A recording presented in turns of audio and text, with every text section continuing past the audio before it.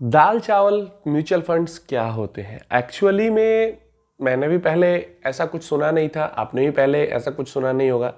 लेकिन Edelweiss mutual fund की CEO Radhika ji ने जब से ट्विटर पे दाल चावल फंड्स की बात की है, तब से ये जो फ्रेज है काफ़ी ज़्यादा पॉपुलर हो चुका है। तो इस वीडियो के अंदर मैं आपको समझाऊंगा कि दाल चावल फंड्स क्या होता है, किस कॉन्टेक्स्ट में उन्होंने इस चीज़ को कहा है।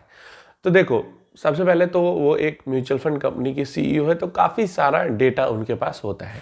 तो एक उनको कंसर्निंग चीज़ लगी, जिसके बारे में मैं बार बार अपने वीडियोस के अंदर बात करते रहता हूँ, कि काफ़ी ज़्यादा जो म्यूचुअल फंड इन्वेस्टर हैं वो अपने पोर्टफोलियो का काफ़ी सारा हिस्सा या तो कभी कभी तो 100% हिस्सा सेक्टोरल फंड में इन्वेस्ट कर देते हैं बिना सोचे समझे।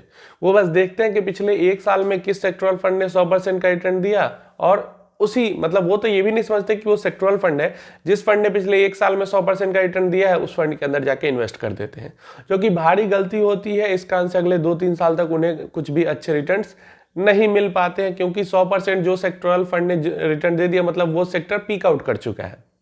ये नहीं समझते हैं लोग, इन्वेस्ट करते हैं और रिटर्न नहीं बना पाते हैं। तो इस कारण से जो राधिका मैम जी हैं, उन्होंने कहा कि एक नॉर्मल रिटेल इन्वेस्टर का, नॉर्मल इंसान का 80% कम से कम पोर्टफोलियो जो दाल चावल फंड्स है उनके अंदर होना चाहिए। 20% है, कुछ भी करे तो 20% का कुछ नहीं भी हो तो कोई फर्क नहीं पड़ता, लेकिन 80% दाल चावल फंड्स में होना चाहिए इन्वेस्टमेंट, ताकि वो इन्वेस्टमेंट अच्छे तरीके से ग्रो कर सके। अब दाल चावल कहने का मतलब है ये है कि जैसे दाल चावल होते हैं, दाल चावल क्या है, सब कोई खा सकता है। ऐसा नहीं कि किसी को दाल चावल खाने से कोई बीमारी हो जाएगी, नहीं होगी, हर कोई दाल चावल खा सकता है। वैसे ही जो दाल चावल फंड्स हैं वो हर कोई उन फंड के अंदर इन्वेस्ट कर सकता है। दाल चावल फंड का उन्होंने एग्जांपल दिया डाइवर्सिफाइड म्यूचुअल फंड्स, जो कि 250 से 500 कंपनीज के अंदर जिनका डाइवर्सिफिकेशन हो, चाहे एक्टिव म्यूचुअल फंड हो या फिर पैसिव म्यूचुअल फंड हो, लेकिन डाइवर्सिफाइड हो। ऐसे फंड्स नहीं होने चाहिए जो कि एक ही सेक्टर पे डिपेंडेंट हो। तो ऐसे में उन्होंने बताया कि कोई मल्टी कैप फंड हो जाता है, कोई large and mid cap fund हो जाता है। प्रॉपर लार्ज कैप का नहीं नाम लिया उन्होंने, लार्ज एंड मिड कैप का लिया, ताकि नंबर ऑफ स्टॉक्स बढ़ जाए।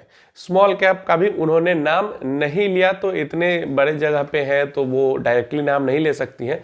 इसके अलावा उन्होंने हाइब्रिड फंड्स का नाम लिया कि ये सब डाइवर्सिफाइड फंड्स हैं, एक सेक्टर पे डिपेंडेंट नहीं है रिटर्न के लिए।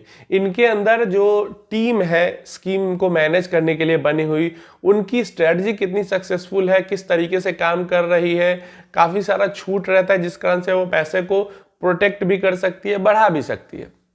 लेकिन सेक्टोरल फंड्स के अंदर ऐसा कुछ रहता नहीं है। फंड मैनेजर एक सेक्टर से इधर से उधर जा नहीं सकता, तो इस कारण से उसमें दिक्कत आ जाती है। तो इसीलिए राधिका जी ने कहा कि 80% पोर्टफोलियो तो कम से कम दाल चावल फंड से बनाओ, मतलब डाइवर्सिफाइड फंड से बनाओ, बाकी 20% के साथ जो खेलना है खेलते रहो। तो दाल चावल फंड का यही मतलब हुआ कि ऐसे फंड जो हर किसी के लिए सही हो, मतलब कि सिंपली डाइवर्सिफाइड म्यूचुअल फंड, जो कि आपने पीछे के वीडियोस में देखा होगा, मैं भी आपको हमेशा कहता रहता हूं कि डाइवर्सिफाइड फंड्स पे ज्यादा फोकस करो। स्मॉल कैप हो या मिड कैप हो या large cap, flexi cap, multi cap हो, ये सब डाइवर्सिफाइड फंड्स हैं। यहाँ फंड मैनेजर को उतना ज्यादा बांध के नहीं रखा जाता है। लेकिन सेक्टोरल बेट्स लेते हो तो वहां पे दिक्कत आ सकती है सेक्टोरल बेट्स में, क्योंकि सेक्टर की समझ होनी चाहिए सेक्टोरल बेट्स लेने के लिए। उम्मीद है इन्फॉर्मेशन हेल्पफुल होगी। कोई क्वेश्चन क्वेरी है तो नीचे कमेंट में पूछ लेना।